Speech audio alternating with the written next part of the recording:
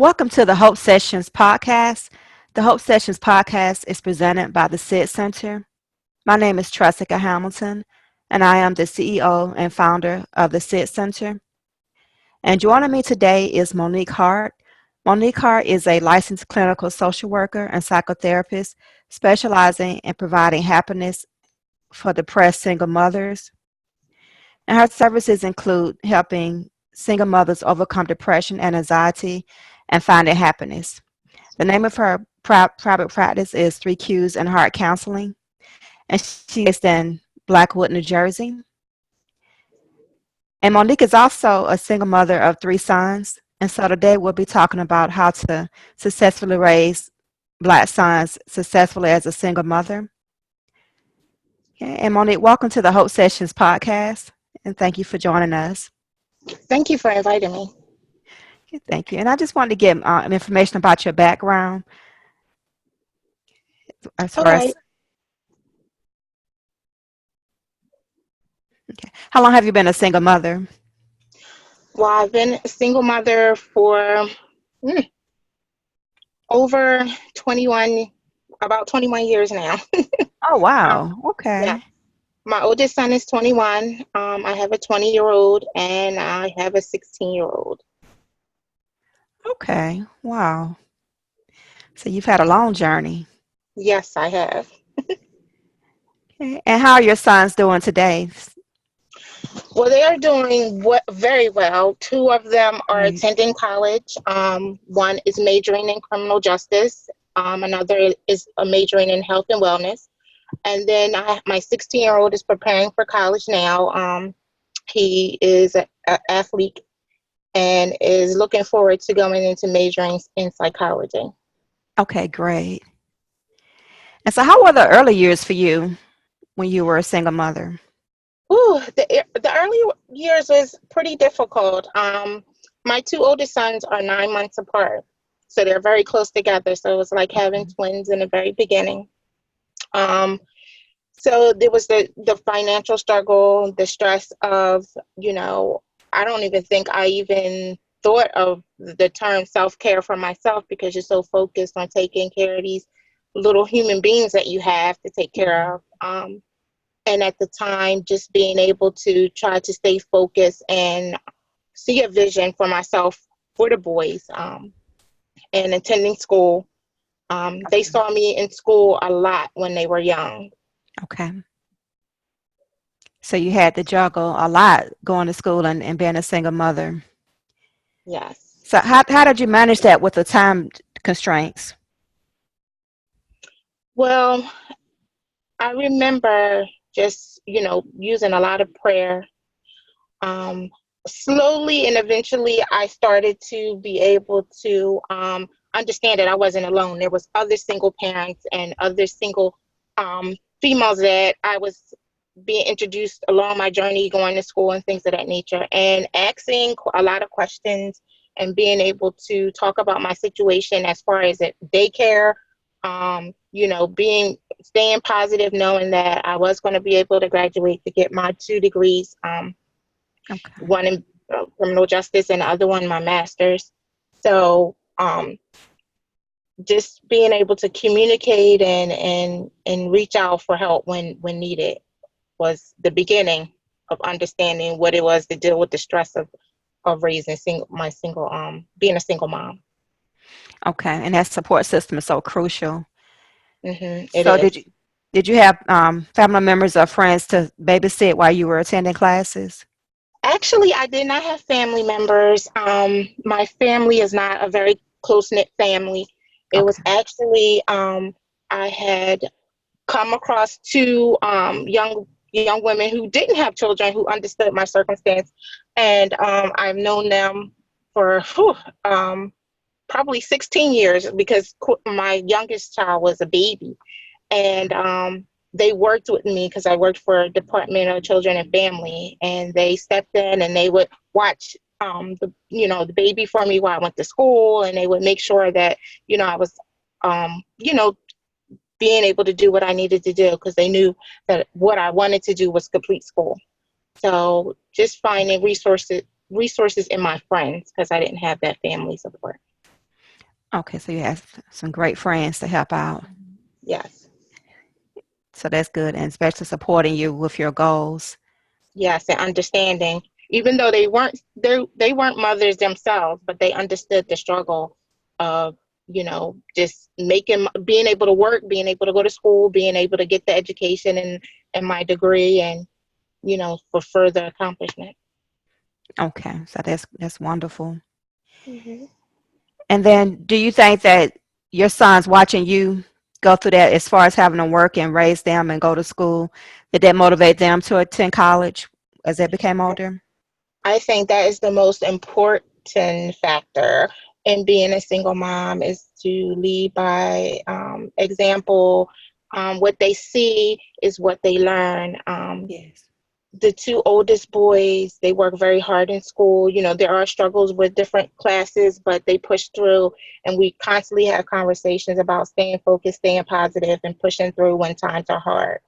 And a lot of times they come back to, home and they talk about times where we struggled very, a lot. And they always remembered me being able to give them what they needed. This, sometimes they ate when I didn't eat. So they Yeah. remember those types of circumstances, and it builds their character. They understand, they have empathy for other people also that they come across that's going through a struggle, or having a difficult time. So it's pertinent that they see you, you know handling the stress and being able to push through, for them to grow up with that strength. Okay, and that's great. And also, you're also building a legacy. They also see you building a legacy for them. Yes. And let's talk about that some more, because there's a reason your practice is named 3Qs in Hart Counseling. Yes, Yeah. the three Q's actually stand for my sons, Quentin, Quincy, and Quinn.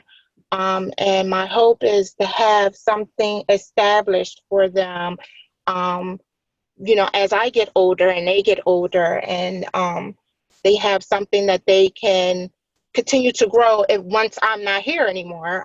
Yes. One of the discussions that I recently had was with my 16-year-old and his major. What did he want to major in? And that's why he decided, psychology was the route that he wanted to go. So I said, you could come back and run this private practice and do, still see patients and still work, with single moms. And because you had a single mom, so you'll be able to help other single moms still.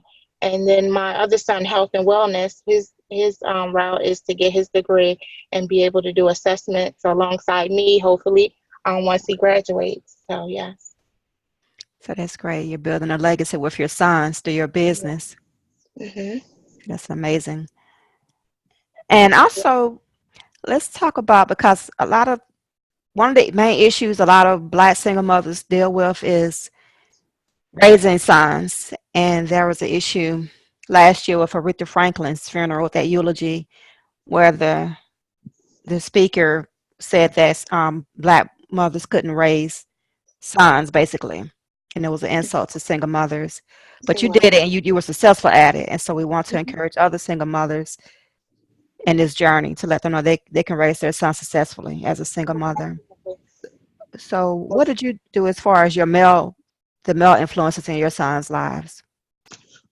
Well, I always speak about that we are women and we can't teach them how to be men, but we definitely can, again, lead by example for them to understand what it is to, how a woman should be, and what the things that um, a woman, should be in their lives. So just building values and having conversations with them about what they see and what is happening actually in society today, is how I raised my children. We would talk about different current events, especially with the being Black in the community, a Black male, Yes. and understanding that there is racism, and how to deal with it, and how to advocate for yourself in situations. So I never said to them that I was going to teach them how to be a man, because I was not a man, but I taught them the values and the beliefs believing in God and praying for things that you want and need in life, and having spiritual connection with God. Um, Okay. those are the main foundations that I try to build in them. And then I see it now when I talk to them, or when they have, some circumstances that they're struggling with. Okay, great.